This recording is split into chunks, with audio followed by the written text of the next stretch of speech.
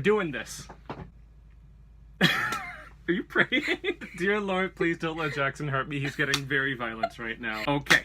So today we're going to discuss composers that had to work under probably the most stressful circumstances you can possibly imagine. Like, you know, the UTSA composition students preparing for their recitals. We're actually going to be talking about composers who worked under harsh totalitarian regimes, such as Richard Strauss and Dmitri Shostakovich. Oh yeah, my boy. And so both Nazi Germany and Soviet Russia were notorious for their harsh totalitarian governments and strict crackdown on the arts. So we are going to explore some of the harsh and restricting doctrines these composers had to work under and some of the music they produced during this time. Alright, so starting with the Nazis, let me tell you. So the Nazis' official Bureau of Music was called the Reichsmusikkammer, or Reich Music Chamber, which followed the same standards as the rest of the regime. So that means they promoted great German composers such as Wagner, Brahms, and Beethoven to promote the Are you okay? It promoted great German composers to promote German superiority in culture. But they also banned music of Jewish composers or Jewish-related composers, including Mahler, Mendelssohn, and Debussy, who married a Jew, by the way. I don't know if you need to know that or not, but that's why he was banned. It's in there now. Yeah, he's banned. We're talking about Strauss, right? Yes. So, Strauss was appointed president of this organization that I can't pronounce in 1933, mainly due to his already established international fame. And although he wanted to remain apolitical as much as possible, he accepted this position so that he could protect his Jewish relatives and preserve the music of band composers. Are you recording it? Okay. No, I'm just recording everything. Okay. Strauss also continued to correspond with his Jewish librettist Stefan Zweig, who fled to England in 1934. Now, this collaboration is one of the main components of Strauss's dangerous game of passive aggression towards the regime. So, Rose, imagine you're writing a passive-aggressive post-it note to your roommate, except if they react poorly, they'll just kill your entire family. I had a roommate who would write passive-aggressive, notes on our dry erase board. Well, did you kill her entire family? No, because you're not a Nazi. Strauss was eventually dismissed from this position in 1935 after a letter sent to Zweig was intercepted by the Gestapo, in which Strauss declared his disdain for the regime's policies and practices. However, he never fully severed his political ties because he feared for the lives of his family members. So several notable compositions came from the time immediately after Strauss's dismissal. His opera The Friedenstag and the Olympic Hymn, both composed in 1936. Okay. The Olympic Hymn was written for the 1936 Summer Olympics in Berlin and is a fantastic example of how the Nazis used Strauss's music as propaganda during this period. The grandiose score is written for a large choir and a full orchestra, and Strauss insisted that all parts for both the choir and the orchestra should use as many musicians as possible for the performance. And for the Olympic performance, he actually tripled and quadrupled several of the orchestral parts. Although the Nazis claimed this hymn was evidence of Germany's superior culture, the hymn was actually commissioned by the International Olympic Committee and was initially intended to be used as the official Olympic anthem for all future Olympics. Fun fact. This clearly didn't happen though because the Nazis are terrible and the hymn had all of these political ties to Nazi Germany. So that would have been an issue. A little bit. Yeah. A little issue. So, Stefan Zweig. This guy originally came up with the idea for Strauss's opera Friedenstag. Did I pronounce that right? But the libretto was written by a different librettist, Joseph Gregor. See, I can pronounce that. You can pronounce that one. I'm so proud of you. Thank you. Zweig still managed to influence the libretto and provided guidance to Gregor whenever needed. This opera contains many strong implications of pacifism.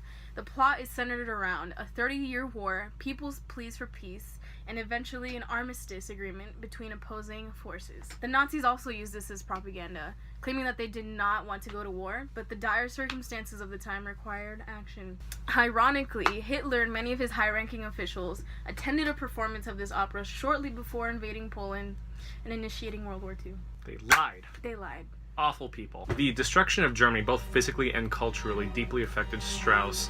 In the closing months of the war in 1945, he wrote his Metamorphosen for 23 solo strings. 23, that's way too many. I mean, there's two of us, we need 21 more. That's awful. I can't imagine it. Man, people suck. Shortly after finishing this work, he wrote in his journal, and I quote, "The most terrible period of human history is at an end. The 12-year reign of bestiality, ignorance, and anti-culture under the greatest criminals, during which 2,000 years of Germans..." Bestiality, though? Wait, hold on. Now I'm just barely realizing it. Isn't that when you, like... Yes. It's like, he's like, this is a heinous crime against culture. Were they actually doing that? No. Oh, okay. You're just, like, relating it... Mm-hmm. Oh, okay. Okay, good. I was really concerned for humanity for a second there. The most terrible period of human history is at an end. The 12-year reign of bestiality, ignorance, and anti-culture under the greatest criminals, during which Germany's 2,000 years of cultural evolution met its doom. He clearly had very strong feelings about this destruction of culture, comparing them to very heinous crimes, and because of that, scholars associate Metamorphosen with Strauss's grief for the destruction of this culture. Now, this piece has many interesting aspects. It's scored in a bizarre way for 10 violins, specifically 5 violas, 5 cellos, and 3 basses, all of which play solo parts or in small groups throughout the entire piece. It contains quotations from the Funeral March in Beethoven's Third Symphony, the Eroica Symphony as we know it, and at the end of the 30-minute work, he writes "in memoriam" in the score. It's never clearly defined what this "in memoriam" is in reference to, or why the Beethoven quote is a major motive in the work, but it strengthens the arguments that this work is intended as a lamentation for the destruction of Germany and its culture. So, like, just to sum things up so far for you guys, Nazis are bad, but good music came out of this terrible time. I know some good things actually came out of the Nazis, like there was Volkswagen was made, there was the Autobahn, they helped standardize orchestral tuning. Oh yeah, and that Hitler guy, he killed Hitler. Yes, he did. Hitler killed Hitler. That's one good thing he ever did. Thanks, Hitler. Damn, thanks, Hitler. Now, if you thought the Nazis were terrible, because they were, get a load of the Soviets.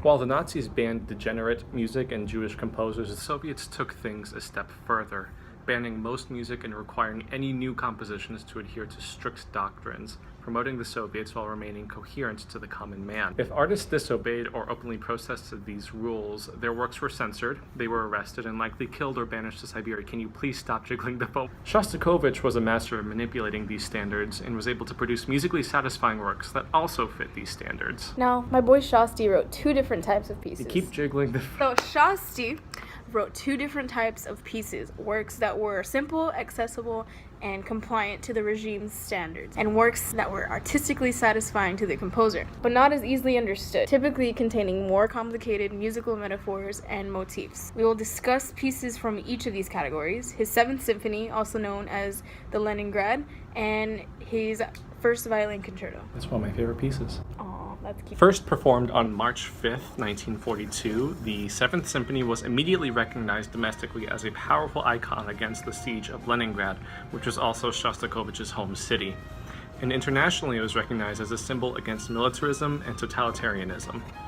The music was immediately used as Soviet propaganda, and on the day Hitler ordered the destruction of the city, a historic performance of the symphony by the city's few remaining musicians was broadcast on the front line and used as psychological warfare against the invading Germans. We will be discussing the first movement since it contains several interesting musical ideas. The first one being a 22-measure-long bolero-like motive that is a march with a consistent snare drum, of course just like Ravel's piece Bolero that we all know and love. This theme and variations is repeated 12 times and it increases in intensity every single time until finally the invasion motive enters.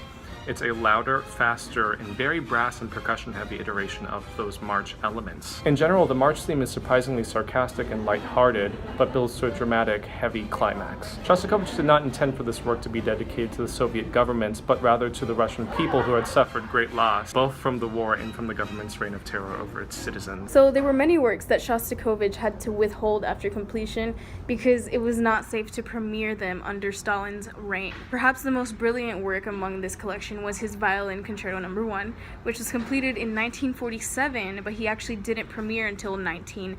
1955 after Stalin's death. Interestingly, the concerto premiered under Opus number 99, but was intended to be published as Opus 77. Whichever one is used is dependent on the publisher of the score or recording. There are several musical reasons why the premiere of this piece was delayed, one of them being the odd form of this concerto. It's 4 movements, which is typically the length of a symphony. The harsh, prolonged, or unresolved dissonances, and also the presence of the DSCH motive in various forms. Basically, how the DSCH theme works is Shostakovich took his first initial, being D, and then the German spelling of his name, the first 3 letters being SCH. Phonetically, S in German, when you're talking about music, is E flat, C is of course C, and H is B natural, so it creates this motive that he puts throughout a lot of his works, including the Violin Concerto, and the most prominent work featuring this is his 8th string quartet. Together it sounds like this in its original form.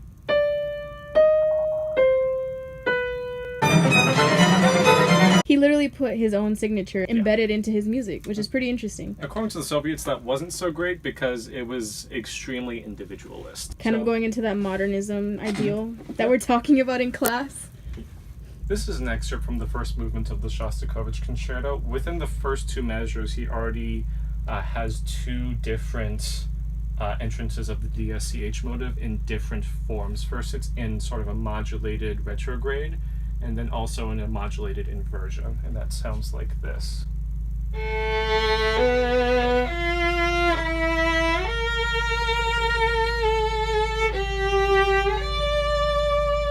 So that modulated retrograde was the first 4 notes. When played backwards, it sounds like this.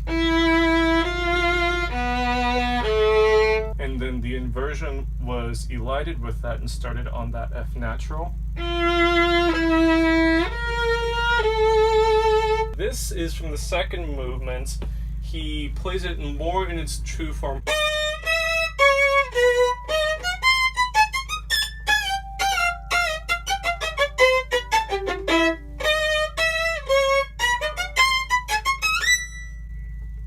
Pretty awful violin part, if you couldn't tell.